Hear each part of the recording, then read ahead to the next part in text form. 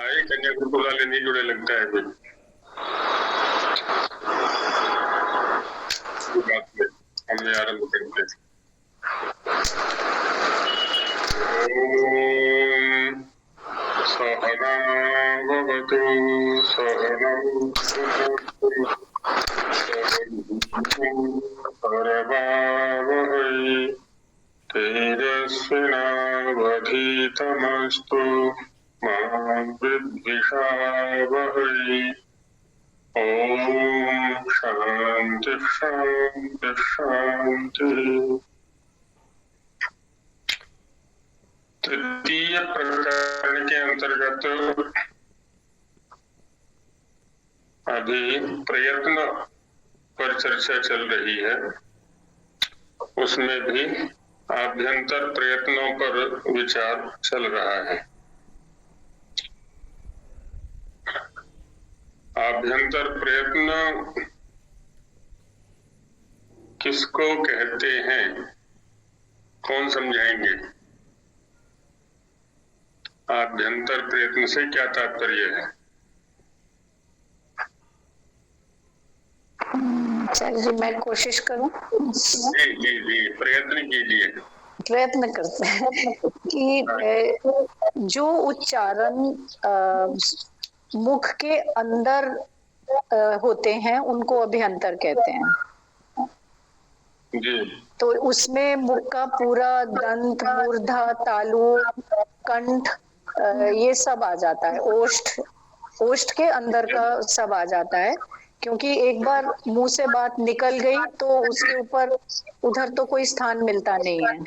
सो जितना अंदर है कंठ तक, उसको हम कंठ के ऊपर तक जहाँ से जिह्वा शुरू होती है। जी। और कोई कुछ इसमें संयुक्त करना चाहेंगे, जोड़ना चाहेंगे?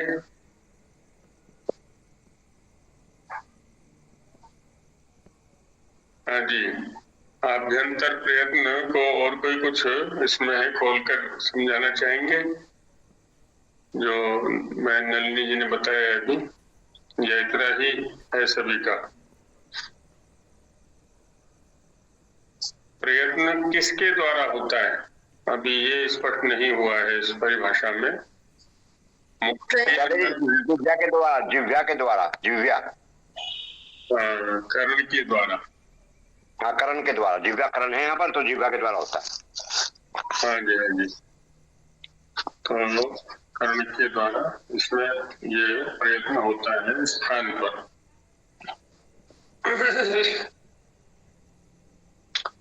स्पर्श वर्णों को स्पर्श क्यों कहते हैं? आचार्य जी मैं नमस्ते बता सकती हूँ? आचार्य जी 25 वर्ण होते हैं 5 वर्गों के अंदर, और उनका नाम स्पर्श है क्योंकि कर्ण पूरी तरह स्थान पर स्पृष्ट होता है, मतलब छू जाता है, इसलिए इनको स्पर्श कहा जाता है। बिल्कुल, बहुत सुंदर। तो ये जो संज्ञाएं हैं हमारी इन वर्णों की, ये भी यही पूरी तरह से स्पष्ट हो जाएंगी।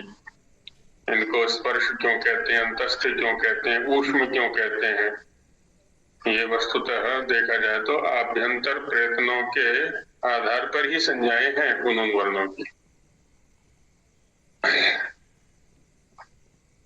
तो स्पर्श संज्ञा स्पष्ट हो गई। ऐसे ही अंतस्थों में है, तो अंतस्थों का जो आभ्यंतर प्रयत्न है उसे कोई स्पष्ट करें। कन्या गुरुकुल से स्पष्ट करेंगे कोई? अंतस्थों का आभ्यंतर प्रयत्न क्या है, कैसे है? जी आचार्य जी। बोलो।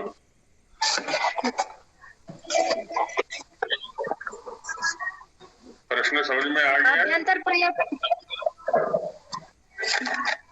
प्रश्न समझ लिया है? लोगे ना? मैंने पूछा था अंतस्थ वर्णों का आभ्यंतर प्रयत्न क्या है?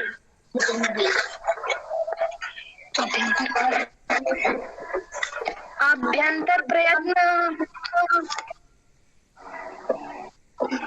आभ्यंतर पर्यंत ओष्ठ के अंदर होता है और कंठ के ऊपर। हाँ, प्रश्न को समझा नहीं। मैंने 2 बार प्रश्न बोला, तुमने प्रश्न पर ध्यान नहीं दिया क्योंकि तुम पहले कह रही थी। जी राकेश जी कुछ कहना चाह रहे हैं। अच्छा, ये ईशत स्पष्ट करना अंतस्थः, ये क्या है? अंतस्थ जो है, हाँ, जब जीवा स्थान पर थोड़ा थोड़ा टकराती है तो उसको जो है वो उससे अंतस्थ य लव ये वर्ण उच्चारित होते हैं।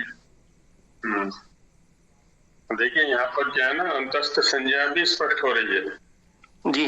अब स्पर्श में तो क्या है, पूरी तरह से स्पर्श हो रहा है उसका कर्ण का स्थान पर, और आगे जो वर्ण आ रहे हैं उसमें विपरीत है। विपरीत माने एकदम अलग रहना। तटस्थ वर्णों में ना तो कर्ण एकदम अलग है और ना ही एकदम स्पर्श कर रहा है, अभी तो मध्य से में है लगभग। उसको हम विपरीत भी नहीं कह सकते एकदम अलग है, उसको हम स्पृष्ट भी नहीं कह सकते कि एकदम उसके साथ में टच किया हुआ है, स्पर्श किया हुआ है। तो मध्य तिष्ठन्ति मध्यस्था, इसलिए भी इनको मध्यस्थ नाम दिया गया है को, क्योंकि ये मध्य प्रयत्न से उच्चारित हो रहे हैं, ना तो विपरीत है पूरी तरह से, ना ही स्पृष्ट है पूरी तरह से, इसलिए भी कहते हैं। कोई संस्कृत में लिख करके लाए हैं 2 वाक्य 4 वाक्य 5 10 जितने भी हैं, अशुद्ध शुद्ध जैसे भी हैं। आचार्य जी, जी मैंने करके आया। हाँ बोलो। तृतीय प्रकरणे अभ्यंतरा प्रयत्नानां वर्णना अकरोत्। प्रयत्न द्विप्रकारस्य भवति, अभ्यंतरा बाह्य च। प्रथमा अभ्यंतरा प्रयत्नानां कथयन्ति। ककारेण मकारः पर्यन्तः 25 वर्णानां अस्पृष्टाः प्रयत्नाः सन्ति, अर्थात् जिह्वया स्व स्थाने स्पर्श कृत्वा वर्णानाम् उच्चारणं करोति शुद्धा अस्ति। ईषद् स्पर्श कृत्वा अंतस्थ उच्चारणं कुर्वन्। राकेश जी का माइक खुला हुआ है। माइक मैंने बंद कर दिया था आचार्य जी। हाँ मैं देख रहा था क्योंकि इसमें घर घर ध्वनि आ रही थी ना, तो मैं किसी का माइक खुला हुआ है। तो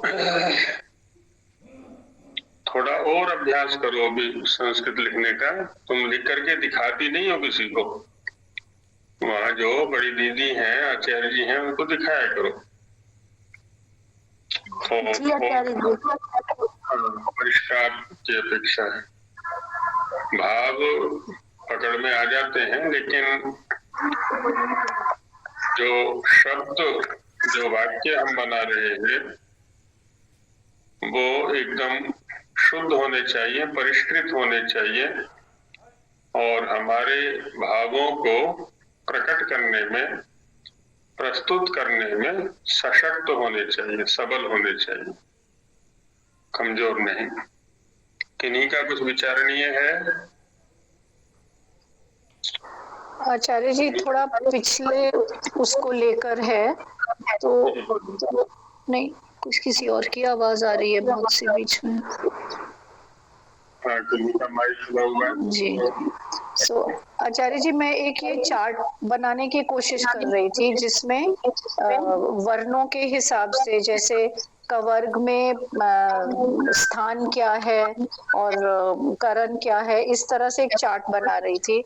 तो उसमें चवर्ग का जो एक सूत्र है 28, लेकिन करण प्रकरण में उसका उल्लेख नहीं मिला मेरे को।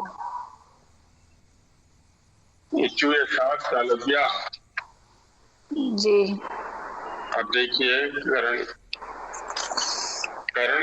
प्रकरण में प्रथम सूत्र में आ गया ना बहन जी, जिह्व्य तालव्य, तालव्य शब्द आया वहां पर। ये इसका 28वां सूत्र है।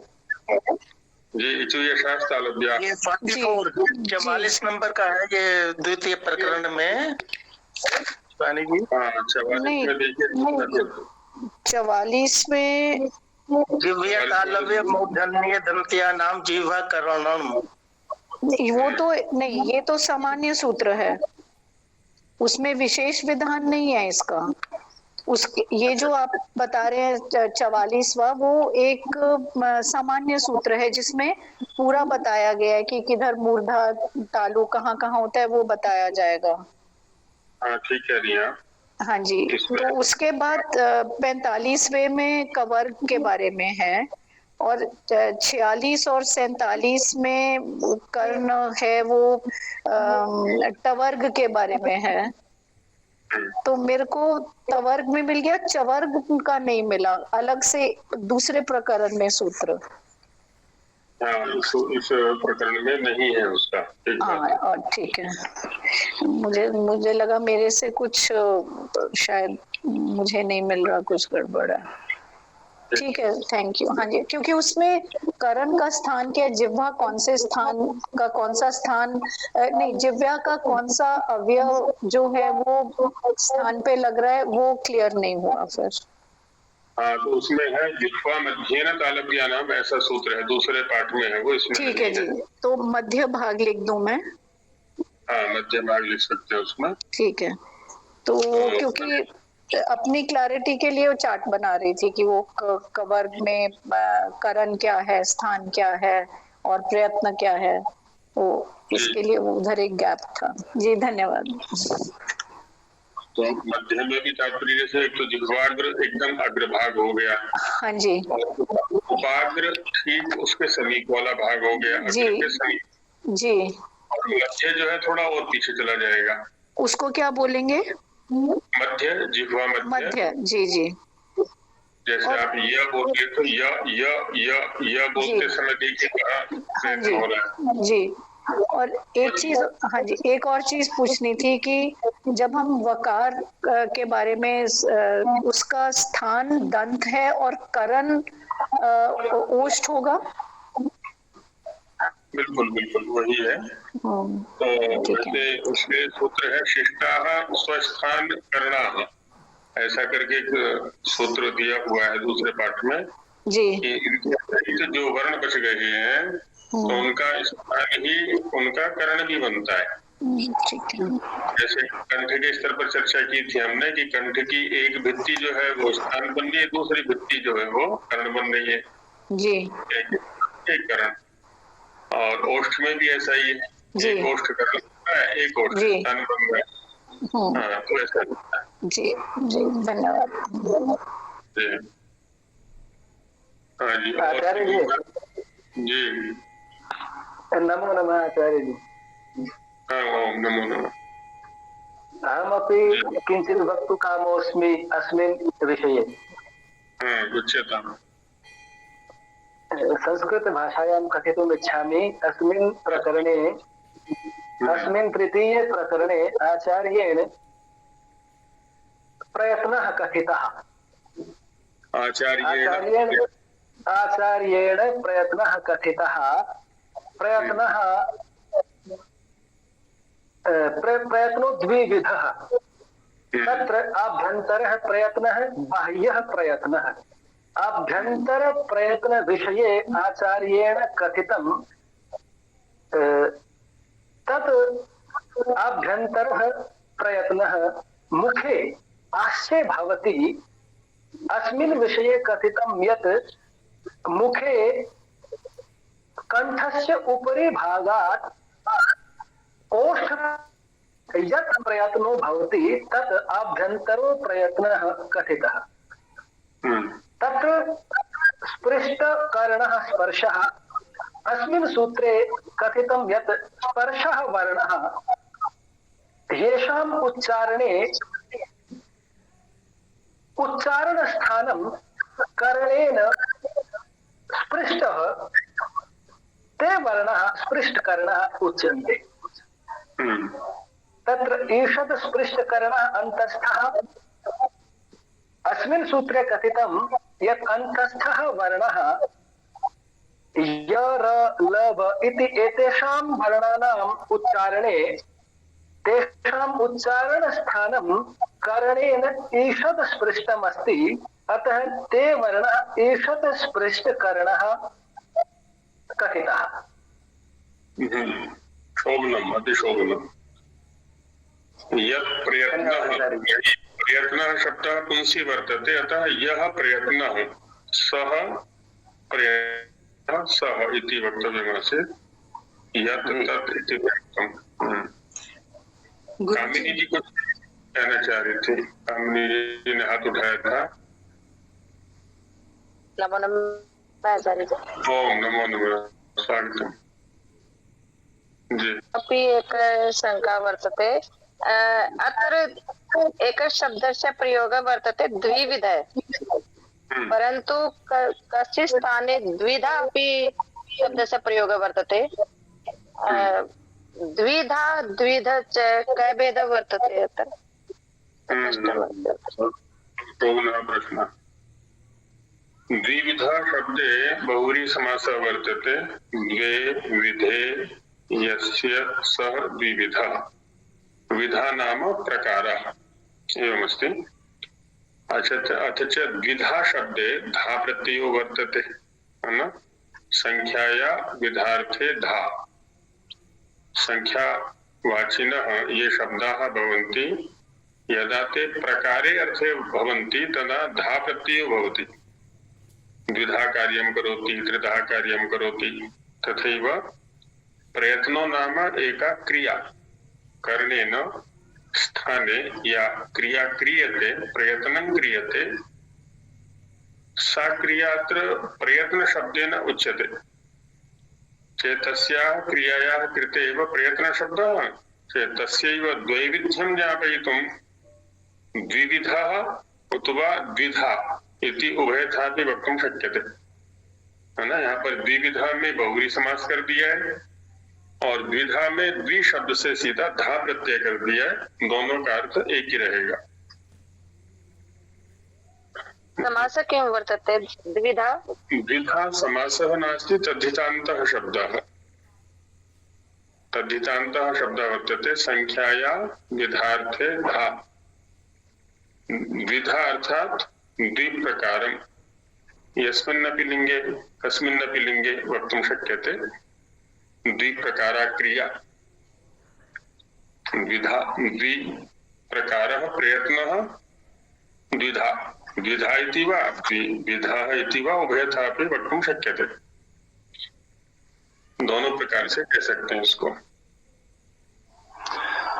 जी। ओम आचार्य जी, ये द्वौ विधौ यस्य स द्विविधा, विधा शब्द का प्रयोग स्त्रीलिंग में होता है प्रायः, इसलिए द्वे विधे यस्य ऐसा कहीं दिया हुआ है तो विधौ यस्य। नहीं, मैं अपने तरफ से जो है प्रयत्न किया था मैंने। हाँ जी, विधा शब्द का स्त्रीलिंग में प्रयोग होता है तो द्वे विधे, विधा विधे विधा, जैसे रमा रमे रमा, ऐसे ही द्वे विधे यस्य। सविता जी कुछ कहना चाह रही है? सविता जी। जी आचार्य जी नमस्ते। आचार्य जी, आचार्य जी मैं इसमें एक बात के लिए कंफ्यूजन है कि बहुत सारे विद्वानों का ये ना मूर्धा और तालव्य, तालव्य को कई लोग मूर्धा बोल रहे हैं, हम मूर्धा को तालव्य बोल रहे हैं। तो एक्चुअली मूर्धा कंठ के एकदम पीछे, कंठ के बाद मूर्धा आता है या तालव्य आता है?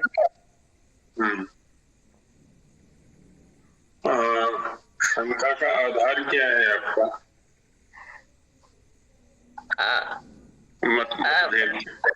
मतभेद, विद्वानों का मतभेद। देखिए, जो मूर्धा शब्द है वो सर्वोपरि अर्थ में आता है प्रायः। यह मूर्धन्य विद्वान है, माने सबसे ऊंचे विद्वान है ना?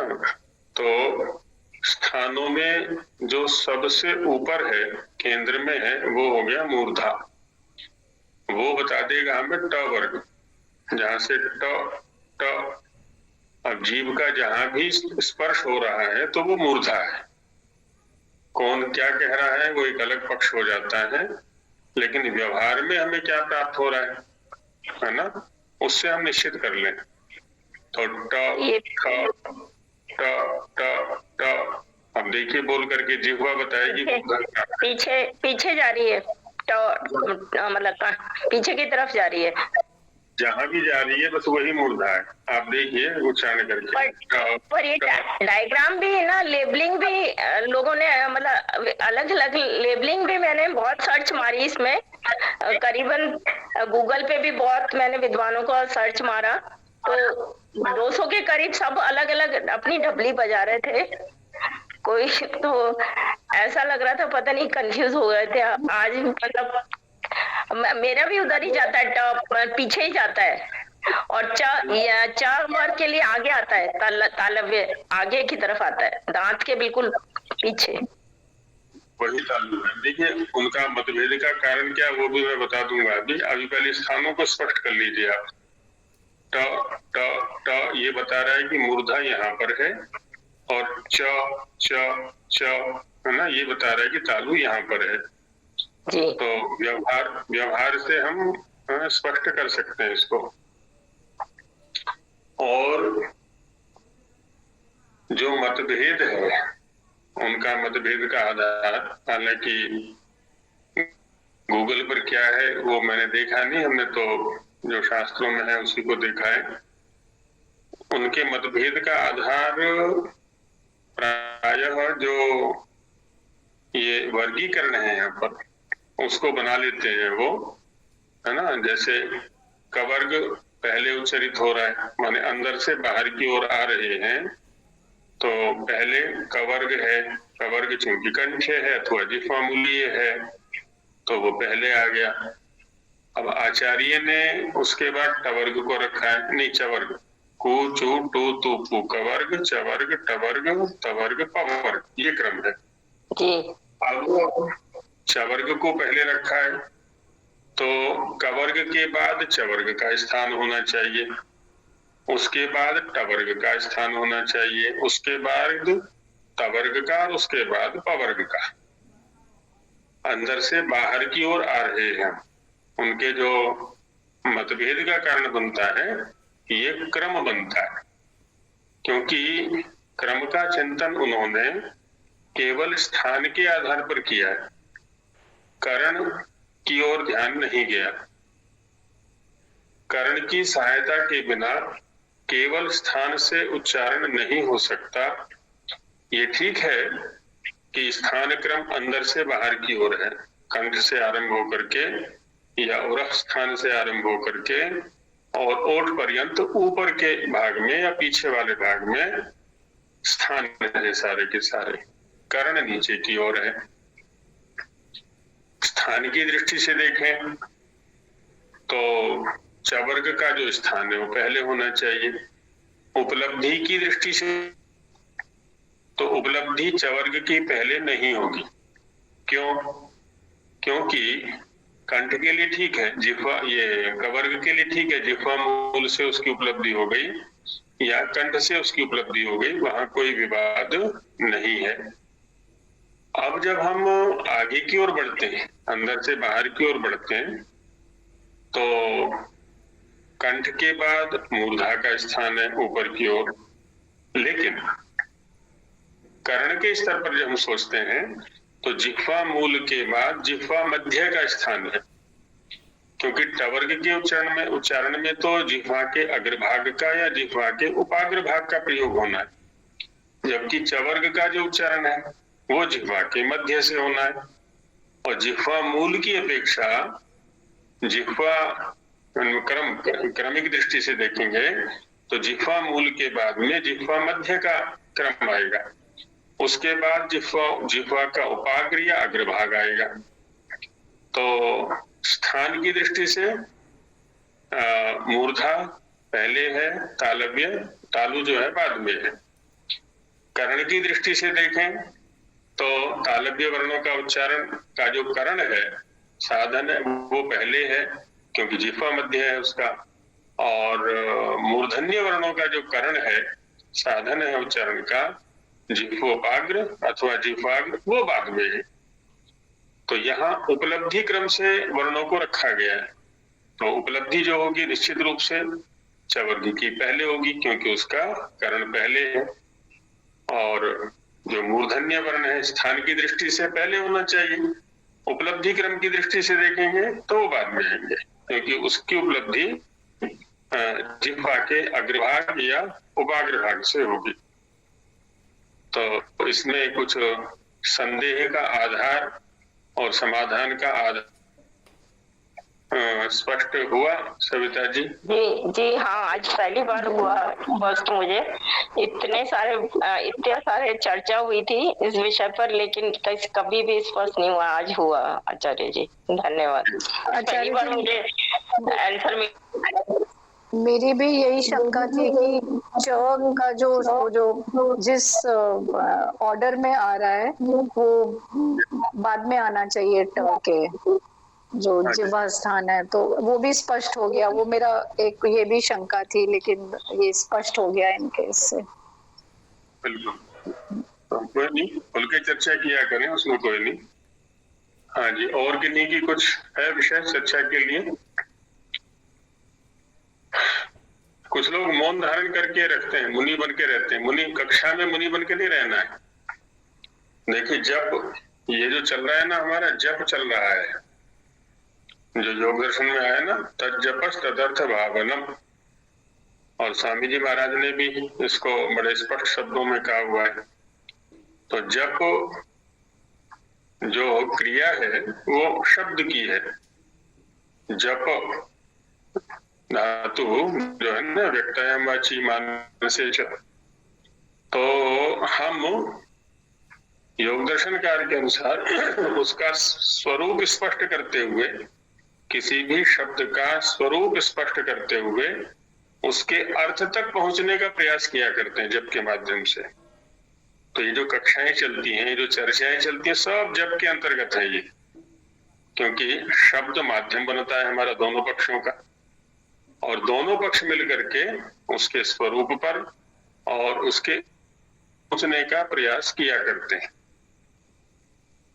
इसलिए इसमें कोई भी ये ना सोचे कि हमें नहीं आता है, मुझे नहीं आता है, मैं बोलूंगा तो न जाने क्या भूल जाएगा, और में संकोच हुआ करता है।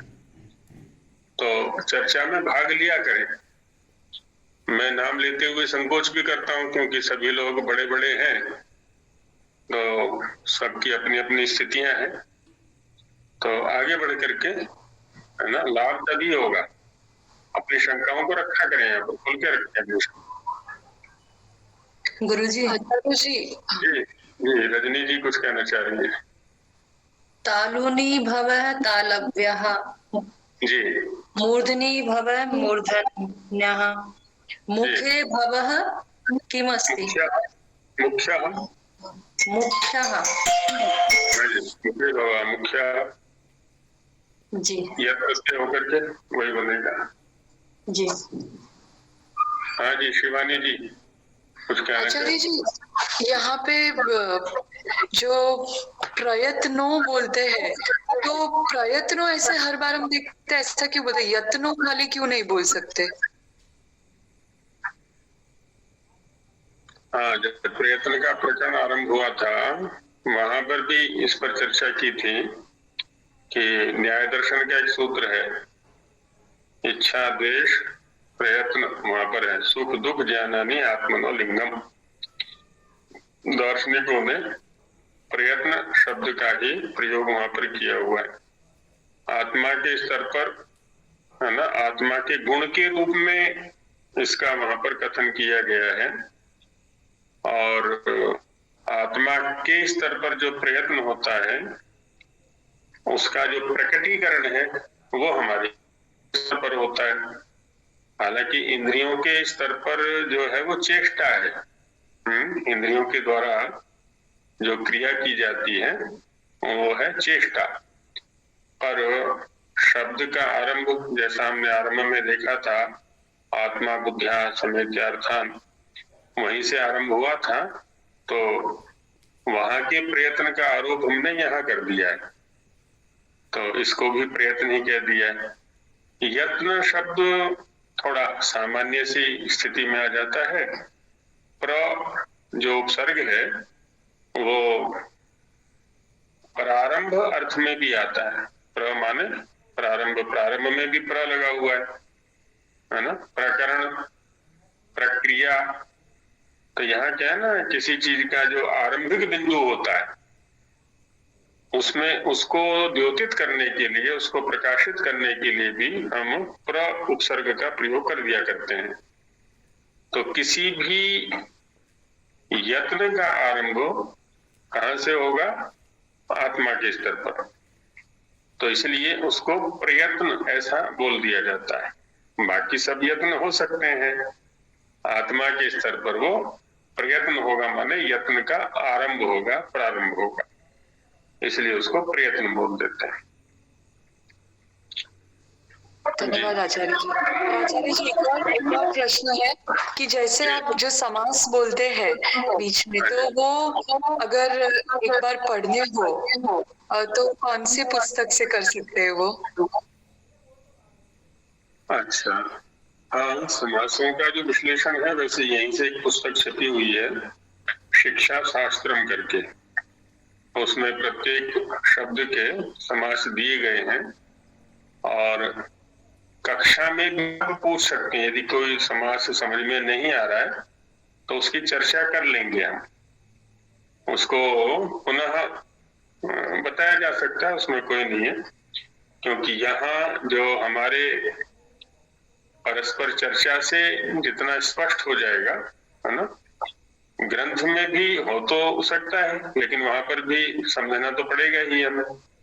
तो उसके लिए शिक्षा शास्त्रम करके एक पुस्तक यहाँ से छपी हुई है, उसमें देख सकते हैं। नहीं तो यहाँ पूछा जा सकता है, जो कोई समास समझ में नहीं आता तो पूछ लिया करें उसको। ठीक है, धन्यवाद आचार्य जी। जी आचार्य जी, एक शंका थी। बोलिए। कंठ का करण क्या है? कंठ वर्ण का करण क्या है? तो इस पर वैसे चर्चा पहले भी की थी हमने कि कंठ क्या है, एक बिल है ना, छिद्र है। और छिद्र जो होता है उसके चारों तरफ भित्ति, दीवार होती है। कंठ का जो निर्माण है उसमें जो पीछे वाला भाग है वो स्थिर है, वो गति नहीं करता है। ये तो हम व्यवहार से भी देख सकते हैं। और आगे वाला जो भाग है वो चलायमान है। तो इसका मतलब पहले भी बताया था जैसे कि जो चलायमान भाग है, जो गतिशील भाग है वो करण, जो स्थिर भाग है वो स्थान। तो आगे वाली जो दीवार है वो पीछे वाली दीवार का स्पर्श करेगी, पूरा करेगी, थोड़ा करेगी, दूर रहेगी, जो भी जैसे यहाँ चर्चा की जा रही है। तो इस तरह से आगे वाली जो भित्ति है, दीवार है, वो कर्ण बन जाएगी और पीछे वाली जो भित्ति है या दीवार है वो स्थान बन जाएगी। ऐसा रहेगा। धन्यवाद आचार्य जी। आचार्य जी, एक शंका थी। जी। ये बुद्धि मतलब आत्मा बुद्धि से शब्दों का चयन करके मन को संयोग करती है, फिर वो वायु आकाश स्थान में वायु जठराग्नि को धक्का देती है और नाद उत्पन्न होता है। तो ये बुद्धि में क्या शब्द पहले से, जैसे कोई छोटा बच्चा है अभी, तो वो उसके क्या बुद्धि में पहले से अंकित रहेंगे शब्द, जो आत्मा उसको बुद्धि से लेती है और फिर मन का संयोग करके धक्का देती है जठराग्नि, तो बुद्धि में अंकित रहते हैं पहले से शब्द? देखिए, बहुत अच्छे प्रश्न आपके आ रहे हैं, बहुत स्वाध्याय किया हुआ है आपने और कर रही है, और चिंतन ऐसे होना चाहिए। हम अपने अपने बचपन में जाकर के देख सकते हैं, या सभी यहाँ तो दादा दादी की भूमिका वाले हैं, शायद नाना नानी की भूमिका वाले हैं, माता पिता तो हैं ही लगभग। जब शिशु उत्पन्न हुआ है उसके पास कोई शब्द नहीं है। अभी वो केवल रो सकता है। रोने में कोई विशेष शब्द या समायोजन की आवश्यकता नहीं है ना। मुख खोलेंगे, अंदर से ध्वनि जो भी है या जो भी है ऊ, ऐसा कुछ भी ध्वनि हो, स्वाभाविक ध्वनि है वहां पर। उसके लिए किसी विशेष प्रयत्न की आवश्यकता नहीं है। अब होता क्या है, जब बच्चा बड़ा होता है, जैसे कि हम कहते हैं कि अब ये बोलने के योग्य उम्र वाला हो गया है, अब कुछ कुछ शब्दों का उच्चारण करने लगा है, तो देखिए बुद्धि तो है उसके पास, सारी इंद्रियां हैं, ज्ञानेंद्रियां भी हैं, कर्मेंद्रियां भी हैं, अंतःकरण भी है, अंतःकरण चतुष्ट पूरा है ना। जो सामग्री चाहिए एक प्राणी को, मनुष्य को, सारी है उसके पास। और निश्चित रूप से जिस दिन से वो उत्पन्न हुआ है, और भी थोड़ा पीछे जाए, जिस दिन से वो माता के पास गर्भ में आया है, तो तब से ही वो कुछ ना कुछ दुनिया सुन रहा है। हालांकि दुनिया तो पहले भी है उसके पास, क्योंकि जो पुनर्जन्म को मानते हैं, है ना, सारे दर्शनों में पुनर्जन्म को नहीं भी मानते हैं, अलग अलग मत हैं इसमें। अधिकतम जो मान्यता है, वैदिक मान्यता जो है, वो ये पुनर्जन्म और पूर्वजन्म को मानती है। तो हम सबके पास अपना अपना कर्माशय है, तो पहली संपत्ति हम साथ में लेकर के चला करते हैं। लेकिन फिर भी ईश्वरीय कुछ व्यवस्था ऐसी है कि इंद्रियों के स्तर के जो व्यापार है या अभ्यास है, वो हमारे विस्मृत हो जाते हैं, अगले जन्म में फिर से हमें लेने होते हैं। तो यहाँ आकर के हमारे शब्दों को वो बच्चा सुनता है, आंखों से अर्थों को भी देखता है। जब उसके सामने उसकी माँ, पिता, दादा, दादी, मित्र आदि आदि जो भी परिवार के हैं, भाई बहन आदि, शब्दों का प्रयोग कर रहे हैं और उन शब्दों के अनुकूल कोई क्रिया करते हैं, किसी द्रव्य को पकड़ते हैं, किसी को बुलाते हैं, तो वहां शब्द और अर्थ का संग्रह उसी उम्र से होना चालू हो जाता है। अभी वागींद्रिय उतना विकसित नहीं हुआ है, श्रोत्रेंद्रिय तो है, सुनना तो वो जानता है, लेकिन वागींद्रिय के विकसित न होने से बोलने में अभी वो असमर्थ होता है। अब क्या है ना, उसकी डिक्शनरी तो आरंभ हो गई है, उत्पन्न होते ही कोश भरना चालू हो गया है हमारे शब्दों से। अब जैसे ही वो सशक्त होता है, इंद्रिय वागींद्रिय उसका समर्थ होता है, धीरे धीरे धीरे धीरे वो समायोजन करके बाहर निकालने लगता है शब्दों को। तो ऐसा रहता है। और हम जैसे यहाँ तो लगभग एक ही भाषा वाले बैठे हुए हैं, हमने कभी तेलुगु को नहीं सुना समझा, मलयालम को नहीं, कन्नड़ को नहीं, उनके शब्दों को नहीं सुना, हम बोल भी नहीं सकते क्योंकि वो संग्रह हमारे पास है ही नहीं। जिन शब्दों को हमने बचपन से सुना है, उन्हीं शब्दों को हम बोल पाते। उन शब्दों का जो संबंध है किसी द्रव्य के साथ, किसी व्यक्ति के साथ, उन्हीं को प्रकट कर पाते हैं। तो इससे स्पष्ट है कि बचपन से जिस परिवेश में हम रहे हैं, तो वहीं से हमारा कोश जो बुद्धि के अंदर है वो इकट्ठा होता है, उसी के आधार पर हम व्यवहार किया करते हैं। ठीक, धन्यवाद आचार्य जी। जी जी बहन जी। आचार्य जी, एक जो विचार या अनुभव जो हमको, क्योंकि उसके पास भाषा नहीं है, लेकिन शब्द के सूक्ष्म रूप को क्या हम वो मान सकते हैं? बच्चे के स्तर पर शंका कहाँ से है? बच्चे से जी, बच्चे से या थोड़े बड़े होने पे भी अगर कोई उच्चारण नहीं कर सकता या बोल नहीं, लेकिन कहीं ना कहीं वो विचार जिसको वो बताना चाहता है, वो तो उसके मन में है। सुनने की क्षमता है उसके पास या नहीं है? श्रोत्रेंद्रिय ठीक है? सब जो, अगर वो भी नहीं है लेकिन फिर भी वो अगर कुछ अनुभव करता है और कुछ बता तो नहीं, शब्दों में नहीं बता सकता, लेकिन वो जो एक सूक्ष्म रूप, जो शब्दों का सूक्ष्म रूप हम विचार को बोल सकते हैं क्या? हाँ बिल्कुल होता है, क्योंकि वहीं से तो चालू हुआ है।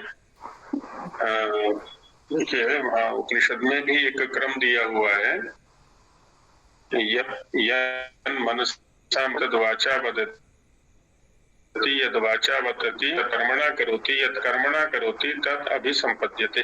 जो मन से विचार करता है उसको वाणी से बोलता है, जिसको वाणी से बोलता है उसको कर्म में करता है, और जिसको कर्म में करता है वो वैसा ही बन जाता है। ये एक क्रम दिया हुआ है, मन वचन कर्म।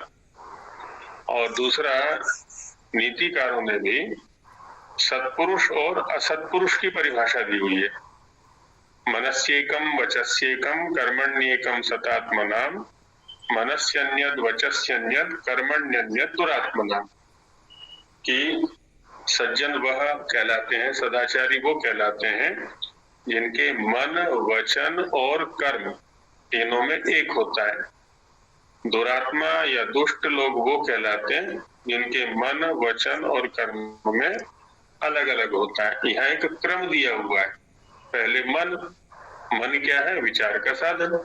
मन ज्ञानी धातु है ना। मन से हम मनन करते हैं, विचार करते हैं, संकल्प विकल्प करते हैं, तो उसके बाद वाणी से प्रकट करते हैं और उसके बाद कर्म में परिणति होती है। तो निश्चित रूप से यही क्रम है, पहले विचार होता है, उसके बाद शब्द होता है, उसके बाद क्रिया होती है, ये रहता है। तो विचार तो रहेंगे।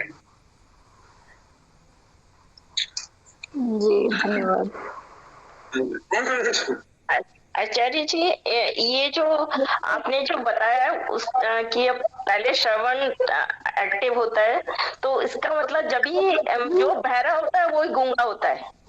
ये प्राय देखा गया है कि जो गूंगा होता है वही बहरा होता है और जो बहरा होता है वो गूंगा होता है। तो इसका कारण आपने जो समझाया वो स्पष्ट हो रहा है फिर। यदि जन्म से है तो, क्योंकि वागिंद्रिय यदि बाद में आके खराब हो गया, किसी की जीभ कट गई या किसी की जीभ में कुछ और भी रोग लग गया है, तो बात अलग है, सुन तो रहा है वो लेकिन प्रकट करने में असमर्थ है। लेकिन जन्म से यदि कोई बहरा है तो वो बोल नहीं पाएगा, क्योंकि शब्द सुनाई नहीं उसको, बिल्कुल नहीं बोल पाएगा। जन्म से जो गूंगा है वही बहरा होता है और जो बहरा है वो गूंगा होता है। हमने देखा ये। बिल्कुल बिल्कुल मिलेगा। जी राकेश जी। अच्छा, जो श्रोत्रेंद्रिय और वागेंद्रिय जो है अगर नहीं है तो फिर सांकेतिक को फिर उससे देखते की दृष्टि से उसको वो समझता है, समझाता है। हाँ, सांकेतिक भाषा है ये गूंगे बहरों के लिए सांकेतिक है। मेरा भैया इसी संदर्भ में मेरा ये कथन था मेरा। आप यदि अपने स्तर पर देखेंगे ना, हम भी जिनका कि श्रोत्रेंद्रिय भी बहुत अच्छा है और वागिंद्रिय भी बहुत अच्छा है, वो भी बहुत सारे कार्य संकेतों से किया करते हैं। अब किसी को स्वीकृति देनी, हाँ जी ना बोल करके हम सिर हिला देते हैं। किसी को बुलाना होगा तो हाथ का इशारा कर देते हैं, किसी को मना करना है तो हाथ से कर देंगे उसको। तो हम भी तो बहुत संकेतों का आपस में संप्रेषण करते हैं। तो संकेत भी उसको समझाने होंगे, जैसे शब्द को हम समझाते हैं। देखिए शब्द का अर्थ कैसे पकड़ते हैं, उसकी एक प्रक्रिया होती है। हमने अपने जो पुराने लोग हैं, सबके सामने अपने अपने पुराने लोग रहे हैं, माता पिता आदि जो भी है, उनको वाग व्यवहार या शब्द व्यवहार करते हुए देखा है। जैसे बचपन में देखा हमने, अपने अपने यदि बचपन में जा सकते हैं तो जाकर के देखिए। एकदम आरंभ में जब हमने बोलना आरंभ किया था, उस समय ऐसी बुद्धि चला करती थी, हमें नहीं पता था कि शब्द का क्या अर्थ है। हमें ना शब्दों से परिचय था ना अर्थ से परिचय था। तो हमारे पिताजी ने या माता जी ने या भाई बहन जो भी हमारे बड़े रहे हैं, उन्होंने किसी शब्द का प्रयोग किया, गाय को ले आओ, और उधर से हमारा भाई क्या था, एक प्राणी को, 4 पैर वाला जो प्राणी है उसको ले आया। तो हमने योजना कर ली, वो गाय का मतलब होता है ये प्राणी, और लाने का मतलब होता है इधर पास में लाना। फिर कहा कि भैंस को उधर बांध दो। अब शब्दों को पकड़ रहा है वो, और साथ में क्रियाओं को भी देख रहा है वो। तो ऐसे शब्द और अर्थ का संचय हमारी बुद्धि में होता रहता है, उसी के आधार पर फिर वो भी बोलना कर देता है। तो ये प्रक्रिया जीवन भर चलती रहती है। अभी आप हालांकि 75-76 वर्ष के हो गए, लेकिन आप कहीं एक प्रदेश विशेष में रहे हैं।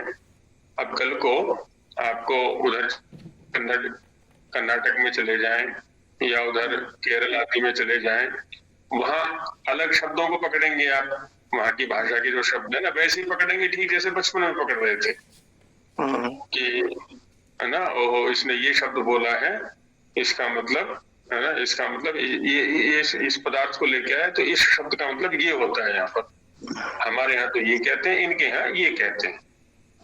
अब कल को यदि प्रयोग करना होगा उस भाषा वाले व्यक्ति के साथ में, तो आप कह देंगे कि वो दो मुझे।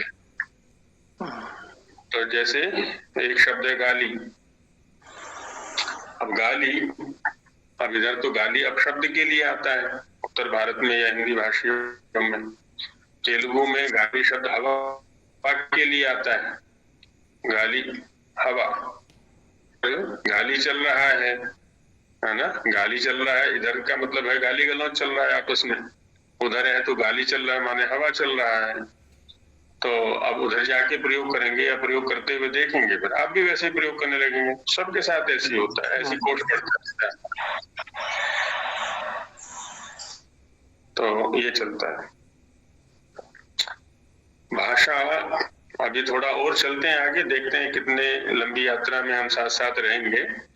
भाषा की जो यात्रा है ना, शब्दों की जो यात्रा है, बड़ी विचित्र है और बड़ी आनंददायिनी यात्रा है। जैसे हमारी यात्रा है वैसे ही शब्दों की यात्रा होती है, और वो भी जैसे हमारे स्वरूप में परिवर्तन होता है, अर्थ में परिवर्तन होता है, वैसे ही शब्द भी अपने रूप बदलता है, शब्द भी अपने अर्थों को बदला करता है। और कभी कहीं जा रहा है शब्द, कहीं कहीं से आ रहा है। बहुत सारे शब्द विदेशों की यात्रा किया करते हैं, बहुत सारे शब्द विदेशों से यहाँ आया करते हैं। वो सब ऐसी यात्रा करते हैं जैसे हम यात्रा करते हैं, और अपने अर्थों को भी बदलते रहते हैं। धीरे धीरे आगे बढ़ सामने आते रहेंगे। तो बड़ी विचित्रता है और बड़ी आनंद का विषय है ये, आगे आगे बढ़ेंगे तो स्पर्श शब्द जो संज्ञा के रूप में है वो स्पष्ट हो गया, क्योंकि करण पूरी तरह स्पर्श करता है स्थान पर। तो जिन वर्णों के उच्चारण में करता है उनको स्पर्श बोलते हैं, और मध्य स्थिति में रहते हुए करण जिन वर्णों को बोलता है उनको अंतस्थ बोलते हैं, क्योंकि अंत शब्द का अर्थ एक मध्य भी होता है। अब आगे ऊष्म वर्ण आ रहे हैं। प्रत्येक वर्ण को उच्चारण कर करके देखें तो स्थान की भी स्पष्टता हो जाएगी और करण की भी स्पष्टता हो जाएगी। सिद्धांत के साथ व्यवहार को लेकर के चलना चाहिए, तो सिद्धांत अधिक स्पष्ट होता है। जी बहन जी बोलिए। कंठे स्थित वोकल कॉर्ड्स, जी वो करंट नहीं हो सकते।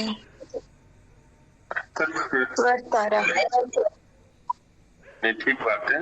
जो कंठ का भाग गतिशील है उसको वोकल कॉर्ड्स कह सकते हैं। हाँ। कंठ का जो भाग में गति है, जैसे अभी आचार्य जी ने बताया कि एक भाग जो है वो थोड़ा उसको हिलता है और दूसरा नहीं हिलता, तो जो हिलने वाला भाग है वो वोकल कॉर्ड्स हो जाएगा ना। जी जी।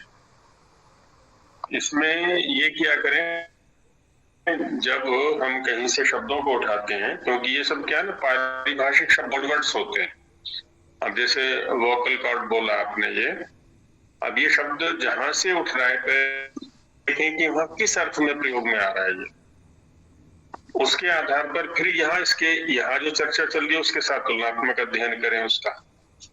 जैसे अभी नलिनी जी ने कहा है कि जो चलायमान भाग है, अभी चूंकि वोकल कॉर्ड का मेरे लिए स्पष्ट नहीं है पूरी तरह से, स्वर यंत्र बोल देते हैं इधर, वोकल माने ध्वनि।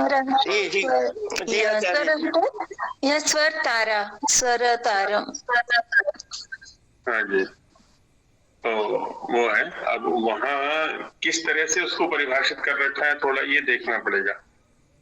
तो यदि ऐसा ही है कि जो चलायमान है तो ठीक है, आगे वाली जो वृत्ति है, आगे वाली चलायमान जो भाग है उसको हम बोल सकते हैं। जी। वायु जब वोकल कॉर्ड्स के साथ टकराती है तो स्पंद ध्वनि उत्पन्न होती है। हाँ, और यहाँ पर क्या होता है ना, जैसे आरंभ में हमने चर्चा की थी, आत्मा का जो प्रयत्न है, आत्मा की जो विवक्षा है, कहने की इच्छा है, वायु उतना ही उठेगा, उतने ही वेग से उठेगा और उसी स्थान पर कर्ण का वही भाग उसको रोकेगा और वही अक्षर उत्पन्न होगा। ये सारी की सारी योजना आत्मा के स्तर पर ही निश्चित हो जाती है। अब देखने में तो वायु तो एक जैसा ही उठना है अंदर से।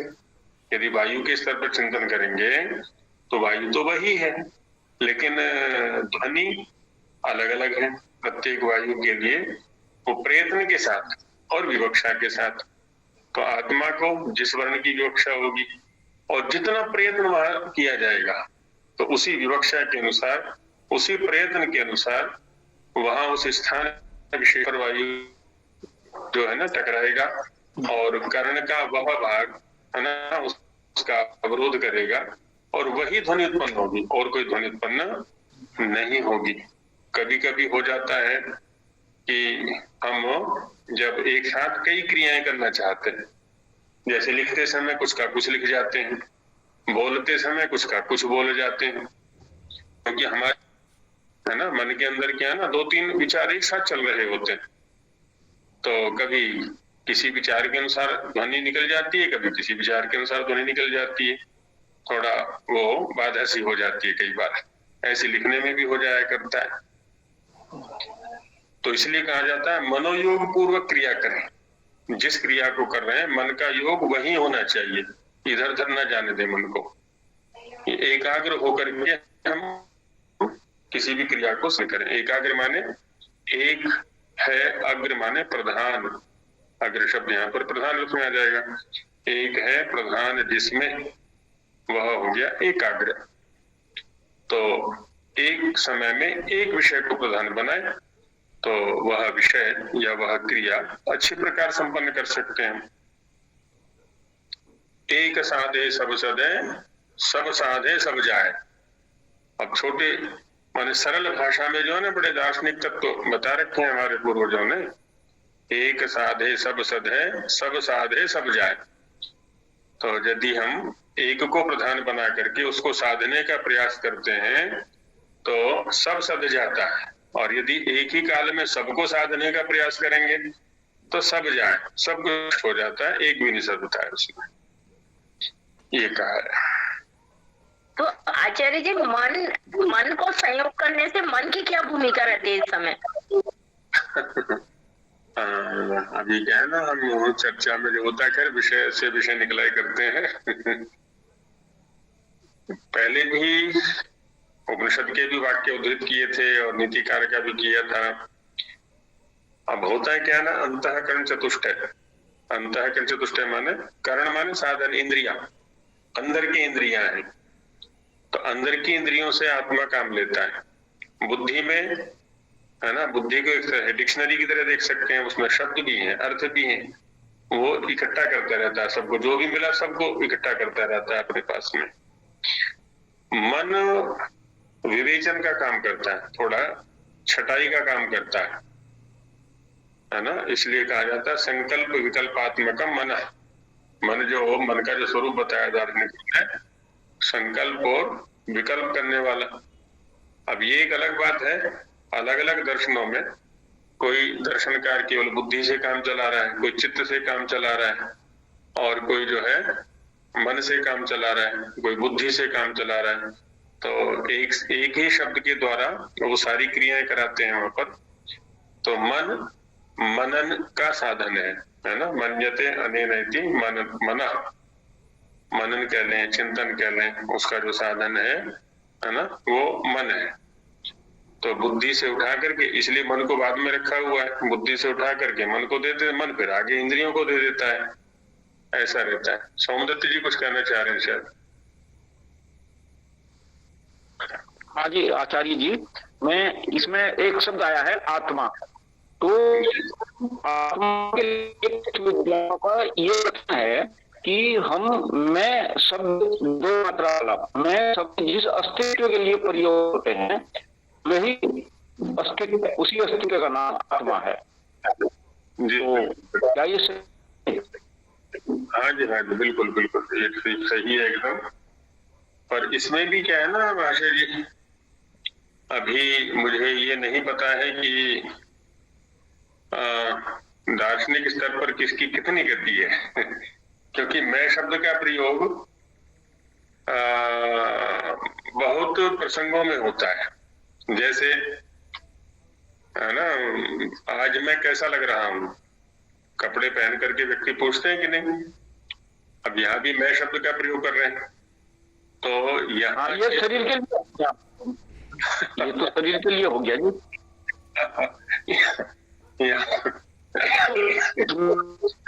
मैं मोटा हूँ, मैं पतला हूँ, तो इसलिए हम ये नहीं कह सकते कि जहां जहां मैं शब्द का प्रयोग है वहां वहां आत्मा है वो, है ना। तो मैं शब्द या कह लें आत्म शब्द का विस्तार हो जाता है व्यावहारिक स्तर पर। अच्छा, वो आचार्य प्रेम भिक्षु थे, आचार्य प्रेम भिक्षु, उन्होंने कहा था कि जब हम मैं शब्द का प्रयोग शरीर में रहने वाले के लिए करते हैं तो उसी अस्तित्व का नाम आत्मा है। हाँ, लेकिन वहां पर भी, यहाँ भी थोड़ा और, मतलब ये दार्शनिक चीजें हैं, अब इसमें भी अंदर उतरते हैं, क्योंकि मैं शब्द का प्रयोग प्रायः अंतःकरण चतुष्टय के स्तर पर भी होता है, बुद्धि के स्तर पर भी होता है।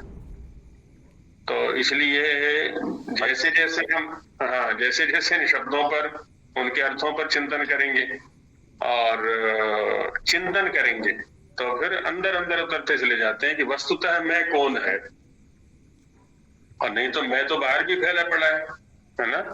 एक व्यक्ति के घर में क्या है ना, चोरी हो गई, तो वो क्या कहता है, मैं लुट गया। तो लुट गया मैं, हाँ जी महाशय जी तो मैं लुट गया, वो क्या मैं लुट गया। तो धन में मैं बनाए बैठा है वो, है ना, धन में मैं बनाए बैठा है। एक के घर में किसी प्रिय बंधु की, पुत्र की या अन्य किसी संबंधी की मृत्यु हो गई, तो अन्य की मृत्यु होने पर कहता है या कहती है मैं मर गया या मैं मर गई, है ना। वो तो जीवित बैठा हुआ है, लेकिन फिर भी वहां पर मैं बुद्धि उसमें की हुई थी, उसने ये संबंधी में। तो ये जो मैं शब्द है ये व्यावहारिक स्तर पर बड़ा व्यापक बनाया हुआ है, उसको कह लें अज्ञान के स्तर पर बना रखा है, या कह लें व्यावहारिक स्तर पर या सांसारिक स्तर पर बनाया हुआ है। तो जितना जितना हम इस तत्व पर चिंतन करते हैं उतने उतना उसका जो मूल तत्व है वहां तक पहुंचा करते हैं, है ना। दार्शनिक क्षेत्र में यही होता है। तो धीरे धीरे धीरे धीरे धीरे धीरे वहां चलने का प्रयास किया जाता है। इसीलिए यहाँ शब्द के प्रसंग में पहले कह दिया है आत्मा, उसके बाद बुद्धि, उसके बाद मन, उसके बाद अंतःकरण और रखे, वायु आदि जो शरीर के अंतर अवयव है उनको रखा है, उसके बाद इंद्रिय को रखा है, तब शब्द का प्रकटीकरण हो गया। यहाँ एक श्रृंखला दे दी है उन्होंने, क्योंकि लोक से यदि मैं शब्द को या आत्मा शब्द को उठाएंगे तो बड़ा घालमेल सा हो जाता है, बड़ा व्यापक है वहां पर मैं शब्द। चलिए, आज तो आनुषंगिक चिंतन अधिक हो गया और इसी में समय भी हो गया है, समय का अतिक्रमण नहीं करना चाहिए, तो यहीं आज विराम लेते हैं। तो आगे का चिंतन कल करेंगे। आचार्य जी, आपका आदेश हो तो एक छोटी सी प्रार्थना करता हूँ। हमारे सारे जो अध्येता बैठे हुए हैं, ये आज की कक्षा में जितने भी हमारे आदरणीय शिक्षक या जिज्ञासु बैठे हुए थे, इनसे मेरी एक प्रार्थना है कि विषय के ऊपर ही केंद्रित रहें, दार्शनिक प्रश्न ना करें, क्योंकि ये कक्षा बिल्कुल बेसिक वर्णों के ऊपर है। दार्शनिक प्रश्न में एक बार गलती से एक प्रश्न अगर आपने कर दिया तो उसमें 2 घंटे लगा देंगे आचार्य जी। इसलिए कोई दार्शनिक कर्मपाल जी मैं सहमत हूँ सत्यवान जी आपसे।